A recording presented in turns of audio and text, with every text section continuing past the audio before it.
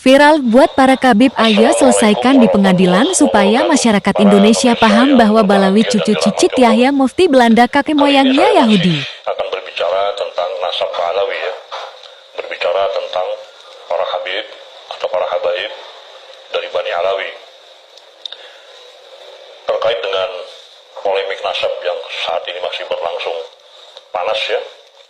Ada satu hal yang menarik, bahwa Pak Mahfud MD mengusulkan agar polemik atau sengketa nasab ini diselesaikan di pengadilan. Dan itu saran dari Pak Mahfud MD ya, sebagai seorang ahli hukum. Sebetulnya usulan ini masuk akal ya. Kenapa saya katakan masuk akal? Karena tugas atau fungsi pokok daripada badan peradilan di Indonesia terutama itu adalah memutus sengketa, memutus suatu persengketaan. Hanya persoalannya adalah apakah pengadilan yang ada di Indonesia ini berwenang untuk memeriksa perkara sengketa nasab. Mengapa di Arab Saudi yang lebih berwenang? Karena Rasulullah itu lahir dan dikuburkan di Arab Saudi kan. Lahir di Mekah, meninggal di Madinah. Dan Rasulullah itu berdomisili tetap di Arab Saudi kan. Sehingga ahli-ahli hukum di Arab Saudi ya, yang kemungkinan diberi wewenang untuk memeriksa atau mengadili sengketa nasab Rasul ini jauh lebih memahami ya, yang lebih mengerti terkait dengan keberadaan keturunan daripada Rasulullah SAW. Tapi saya nggak tahu persis apakah ada pengadilan di Arab yang berwenang memeriksa perkara semacam ini. Hanya saja yang saya tahu, pemerintah Arab Saudi itu atau kerajaan Arab Saudi itu terkait dengan orang-orang yang mengaku sebagai keturunan Rasulullah itu harus didasarkan kepada tes DNA. Ya. Nanti berdasarkan hasil tes DNA baru pemerintah Arab Saudi mengeluarkan penetapan. Ya, tidak hanya tes DNA, ada pemeriksaan lebih lanjut lagi ya, lebih teliti. Dan meskipun terbukti sebagai keturunan Rasulullah, mereka juga tidak diberikan hak-hak khusus atau hak-hak istimewa, ya biasa aja gitu.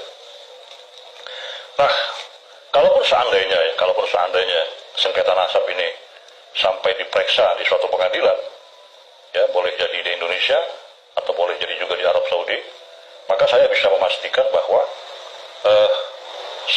sengketa ini akan dimenangkan ya, oleh kelompoknya Kiai Imaduddin Usman bin Usman Al-Bantani. Jadi Ba'alawi pasti kalah ya. Ini kalau kita mengacu kepada hukum acara peradilan ya. Mengapa saya bisa meyakini atau memastikan bahwa Ba'alawi pasti kalah? Karena Kiai Imaduddin itu sekurang-kurangnya memiliki 3 bukti yang kuat, 3 alat bukti yang kuat. Pertama, tesisnya sendiri ya, terkait dengan nasab Ba'alawi. Tesis ini didukung oleh beberapa kitab ya, yang sejaman dan bersifat eksternal. Ya, kitab abad ke-4, ke-5, ke-6, ke-7 sampai ke-8. Nah, dari semua kitab-kitab itu ya, ternyata nama Ubaidillah itu tidak terkonfirmasi, tidak terverifikasi ya, sebagai anak dari Ahmad bin Isa Al-Muhajir kan itu. Tidak ada. Tidak terkonfirmasi dan tidak terverifikasi. Ya, sehingga berdasarkan itu Kiai Imaduddin menyimpulkan bahwa Ba'alawi itu tidak ada hubungannya dengan Rasulullah SAW. Itu bukti yang pertama. Bukti yang kedua adalah hasil tes DNA terhadap beberapa orang habaib ya. Ya. Dan beberapa orang habaib ini bisa dijadikan sampel ya. Yang kemudian bisa digeneralisir untuk semua para habib ya, yang merupakan Bani Alawi. Dari hasil tes DNA beberapa orang habib itu ternyata menunjukkan itu ya, secara genetika tidak ada hubungannya dengan Rasulullah SAW. Jangankan dengan Rasulullah ya, dengan Arabnya saja nggak ada hubungannya. Darah Arabnya nyaris tidak ada, sangat minim ya. Justru yang dominan darah bangsa lain, diantaranya bangsa Inggris ya, diantaranya itu. Nah, itu alat bukti yang kedua. yaitu hasil daripada tes DNA. Yang ketiga adalah saksi ahli. Hari ini kita memiliki seorang saksi ahli, ya, yang ahli di bidang manuskrip kuno, ya, atau ahli filologi, ya, yaitu Dr. Menahim Ali. Nah, terkait dengan Ubaidillah ini, Menahim Ali juga sudah banyak bicara dan melakukan riset juga, mempelajari manuskrip kuno. Kesimpulannya sama, bahwa orang yang bernama Ubaidillah ini tidak terkonfirmasi atau tidak terverifikasi, ya, cenderung sebagai tokoh fiktif. Jadi dengan 3 alat bukti ini, ya, yang merupakan bukti-bukti otentik, bukti-bukti yang sah dan meyakinkan, maka dapat dipastikan bahwa Pak Alawi pasti kalah kalau melawan Imaduddin di pengadilan. Pengadilan mana saja lah, pasti kalah. Ya.